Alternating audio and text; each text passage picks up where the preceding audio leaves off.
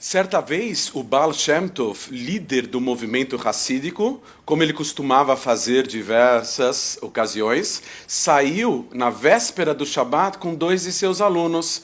Ele conseguia, de uma forma fantástica, encurtar grandes distâncias em intervalo curto de tempo e chegaram até uma estalagem, que à época era arrendada aos judeus. E eles se depararam, os alunos, ao entrarem naquele hotelzinho, com um rapaz deitado numa maca, totalmente debilitado física e mentalmente. Os alunos ficaram bem impressionados. Um rapaz que não tinha nenhum movimento psicomotor, não tinha nenhuma reação, parecia um vegetal. Eles ficaram impressionados e um deles era um chorret.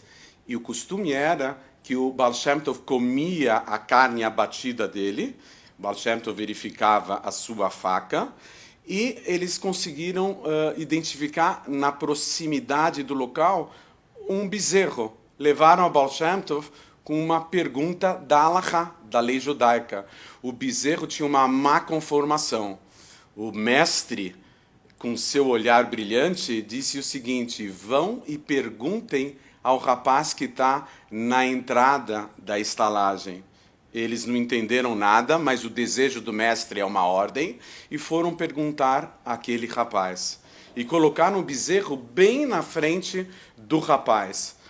O rapaz, pela primeira vez na vida, conseguiu, seus braços eram pendurados, ele conseguiu readquirir os movimentos psicomotores.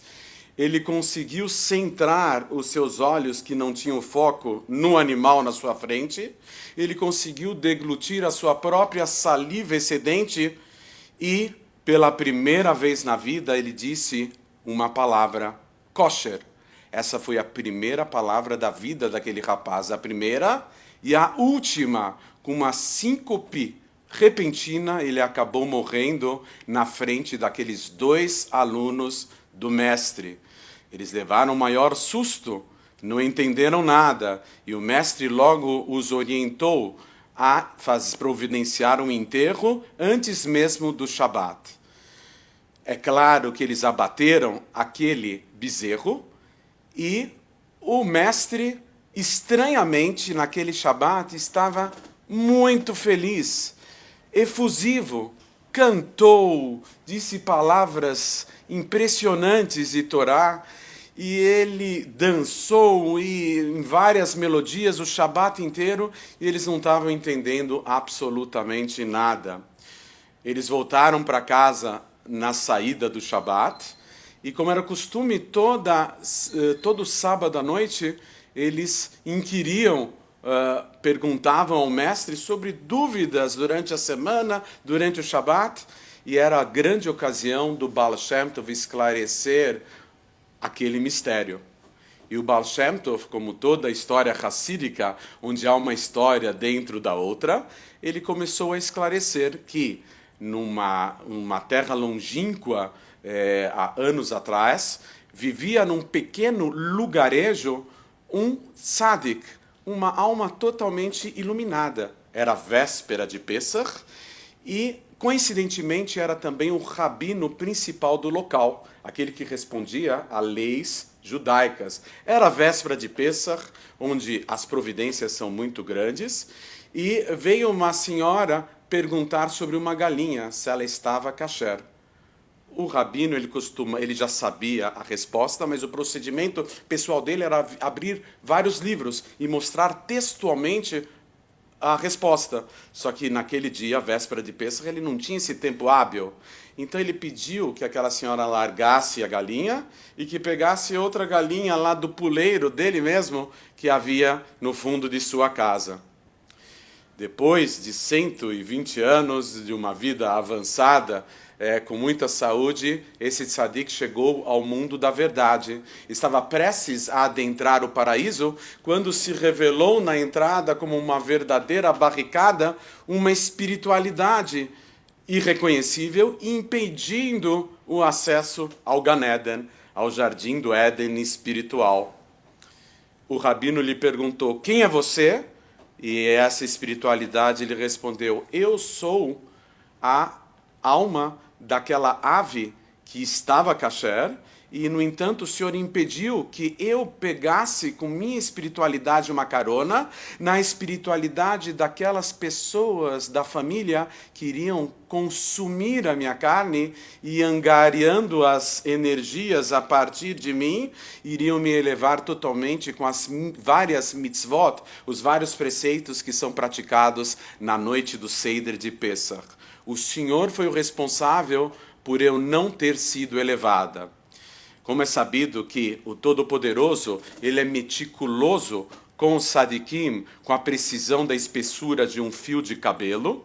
Então houve um verdadeiro rebuliço lá nas alturas, e foi decidido que aquele tzadik iria voltar na pele de um judeu totalmente responsável pela lei judaica por conta da sua debilidade física e mental.